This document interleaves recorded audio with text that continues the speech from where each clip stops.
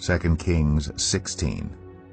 In the 17th year of Pekah son of Remaliah, Ahaz son of Jotham king of Judah began to reign. Ahaz was 20 years old when he became king, and he reigned in Jerusalem 16 years. Unlike David, his father, he did not do what was right in the eyes of the Lord his God. He followed the ways of the kings of Israel, and even sacrificed his son in the fire, engaging in the detestable practices of the nations the Lord had driven out before the Israelites. He offered sacrifices and burnt incense at the high places, on the hilltops, and under every spreading tree. Then Rezin king of Aram, and Pekah son of Remaliah king of Israel, marched up to fight against Jerusalem, and besieged Ahaz, but they could not overpower him. At that time Rezin king of Aram recovered Elath for Aram by driving out the people of Judah. Edomites then moved into Elath, and have lived there to this day.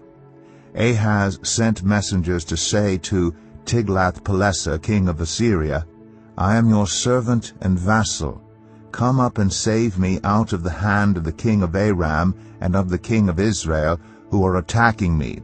And Ahaz took the silver and gold found in the temple of the Lord and in the treasuries of the royal palace, and sent it as a gift to the king of Assyria. The king of Assyria complied by attacking Damascus and capturing it. He deported its inhabitants to Kir, and put Rezin to death. Then King Ahaz went to Damascus to meet Tiglath-Pileser, king of Assyria. He saw an altar in Damascus, and sent to Uriah the priest a sketch of the altar, with detailed plans for its construction. So Uriah the priest built an altar, in accordance with all the plans that King Ahaz had sent from Damascus, and finished it before King Ahaz returned. When the king came back from Damascus and saw the altar, he approached it, and presented offerings on it. He offered up his burnt offering and grain offering, poured out his drink offering, and splashed the blood of his fellowship offerings against the altar. As for the bronze altar that stood before the Lord, he brought it from the front of the temple, from between the new altar and the temple of the Lord, and put it on the north side of the new altar. King Ahaz then gave these orders to Uriah the priest.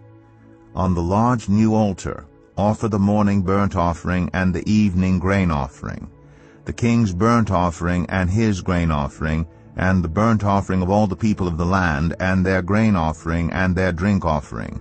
Splash against this altar the blood of all the burnt offerings and sacrifices. But I will use the bronze altar for seeking guidance. And Uriah the priest did just as King Ahaz had ordered. King Ahaz cut off the side panels and removed the basins from the movable stands. He removed the sea from the bronze bowls that supported it, and set it on a stone base. He took away the Sabbath canopy that had been built at the temple, and removed the royal entryway outside the temple of the Lord, in deference to the king of Assyria. As to the other events of the reign of Ahaz and what he did, are they not written in the book of the annals of the kings of Judah? Ahaz rested with his ancestors, and was buried with them in the city of David, and Hezekiah his son succeeded him as king.